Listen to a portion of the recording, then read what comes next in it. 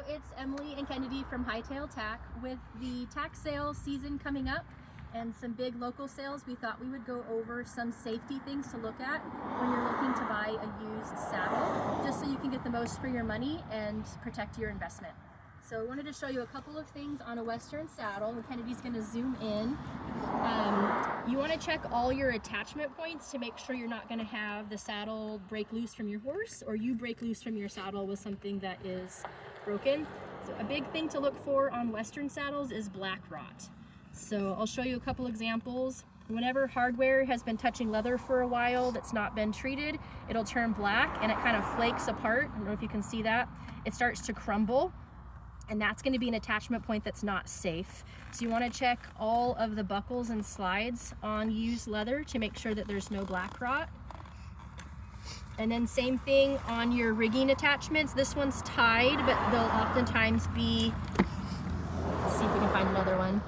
Here we go. There'll be leather on some kind of hardware, and you can see this one, the top layer is totally disintegrated. So this is black rot. And that's really dangerous because, as you can see, that crumbly leather is not going to hold your rigging plate in place. Ooh, there's a really good example of it. And that's a huge safety hazard. So when you're looking at used tack, that's a really good thing to check. This one's had some stress because we took it apart, obviously, but it was pretty done by the time we got to it. So black rot is a huge deal you want to keep a lookout for. You want to check all of your moving parts. So like the Blevins slides on a Western saddle, sometimes they will seize up and they won't move. So if you're looking at a potential saddle to buy at a tack sale, check to make sure those things behave like they're supposed to. This one also has black rot on this outside. So those would have to be replaced, which is possible but expensive. What else? Let's go over here. So you can check for the concho attachments also. A lot of times these will loosen up a little bit. This one's pretty tight. We took the other ones out. But if you go to tighten one of these up and it spins and spins and spins and doesn't feel like it's ever gonna get tight, then probably it's stripped in there, which isn't the end of the world, but just be aware if multiple conchos are not getting tight, probably something's working loose in that saddle. And especially be aware if you look under there and there's like powdery wood, then your tree could actually be crumbling under your conchos. So that's a good thing to watch out for. Those are holding your leather to the tree of your saddle. So there's a tree underneath. So you don't want those to be loose and then have stuff start to slide apart or get broken. So check your moving parts, check your stitching, make sure you don't have a bunch of stitching that's getting loose.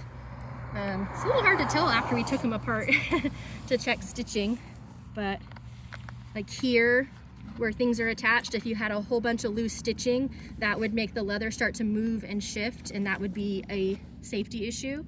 So basically you just want to give them a really good exam, check your rigging, check your moving parts on your fenders. I'll show you one that has some cracking on those half leathers. Let's see, was it this one again? Oh, up here. So this one's just a nice example of an old worn out saddle. So again, this one has some rot, and if you go to bend this leather, really old saddles, it's normal to have a little bit of cracking in dry leather, but if you bend this half leather and it starts to crack or look like it's flaking apart, then walk away from that saddle. Unless it's such a deal you can afford to have this whole thing replaced, which usually is $100 to $150 to have this whole piece that goes up over your saddle replaced. So you don't want to get a great deal on a saddle and then find out that your stirrup's gonna plunk off because the half leather broke. That's always really sad. So a couple things to check there. And then we have a whole video that we'll attach that talks about saddle anatomy and talks about why we look at different trees. This is a double T saddle. It's a hollow tree saddle. So if you pick up a leather saddle and it feels really, really light, you might want to inspect it and just make sure that everything's safe on it. We don't consign the hollow trees because we like to stick with the solid ones just for safety. So just something to be aware when you're looking at comparing one brand to another. again, we're happy to always discuss saddles and how they're built with you if you ever have any questions. Also, a good thing to check is your trees. So this lovely Circle Y saddle looked really nice when it came in, but we always do a safety check. And one way you can look at these is, this one obviously has a solid tree. It's a rawhide covered wood tree. That lacing means that that rawhide was stretched for waterproofing and strength.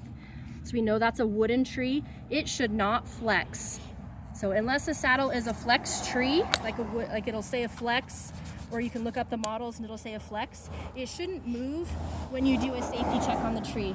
So we kind of hold it into your hip and then grab the horn, grab the back of your saddle. Can you see that, or is the sun getting it? There we go. There we go. And you can pull towards yourself, and you can see all the wrinkling in the skirt and how I can physically move this cantle to the pommel. That means this one has a broken tree. So it should not move if it's not a flex saddle. So when you're shopping, those are all good things to check. This one we opened up because it came in for consignment. We knew it was flexing, we knew it was broken. The owner left it with us. And then we can see inside.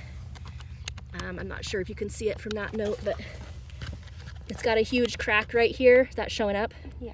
And that goes all the way through the tree, and it's actually on both sides.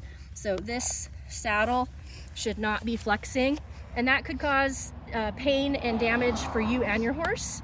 You don't want to have anybody have a wreck because their tree is broken. I'll show you a couple things on English really quick. This is an old saddle. It's not one we would take on consignment just because of how the tree is made. But on English, you want to check your girth attachments. This bar should not be loose. These should be flexible. This one's not really great. But these should be flexible. So if in an emergency your stirrup got caught or you got your foot caught in your stirrup, this is supposed to slide out so you don't get dragged behind your horse. So you want that to move. That's important. Always check your stitching. Check your billets. So this one's pretty mushy and crumbly, like not great quality billet. But same thing as on a Western, if they're really cracking or if these holes are super elongated, then these probably have to get replaced.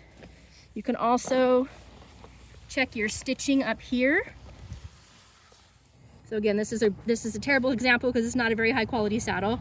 But if you're shopping and you check stitching and there's loose stitching here, or you can take stitching and it's crumbling underneath your fingers, or you give them a tug and it looks like it's gonna break, that's not a safe saddle you want to hook to your horse. So check your stitching on the tree points. Everything you can see, just make sure it looks solid. I'll show you the other side on this one. We took this one apart, so don't mind the flap. This one was so old that the padding had turned to crumbly mush. And you can feel that when you're looking at them. Make sure everything's still even. And this should have been squishy and it was crunchy, like Rice Krispies. It was kind of gross. This one, the billet was a better example of a bad billet. This thing's just shredding. So obviously that's not going to be safe to hook to your horse. And then same thing on an English saddle. Some of the English saddles will have a little bit of flex to the tree. Sure, get the best light here. But they shouldn't flex unevenly, and you shouldn't see, the light here, you shouldn't see a bunch of puckering in the leather. This one you can see how much movement I'm getting here. This is also a broken tree.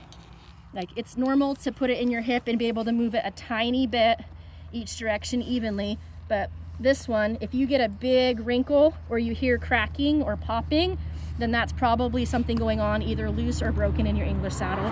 This one, I can move it really easily just with my hands. Sorry about the traffic. And then also, I don't know if that's gonna show up on the video, how uneven those panels are. We have a high and a low. Is that showing up? So we know that that tree is twisted. When you look down the channel of a saddle, these panels should be even. We shouldn't have a high or a low or a twist that you can see. Sometimes you'll see a saddle and the channel isn't straight, it just goes one way or the other. Or if you're looking at it from the front, we shouldn't have an up or down, and this head of the saddle, the pommel, should not be offset from the cantle. So if you get one where you can kind of see where the middle is and this doesn't line up and look even, then something's probably twisted in that tree. So hopefully that helps give you a couple of tips as you're shopping for used saddles. We're always happy to do safety checks on saddles here, and all of our saddles that we take on consignment are safety checked extensively. We're pretty picky about what we take so we can make sure we keep horses and riders safe. Let us know if you have any questions, and take a look at that link on our YouTube site so you can see the Saddle-Natomy video for more information. Have a good time, everybody. Happy tack shopping.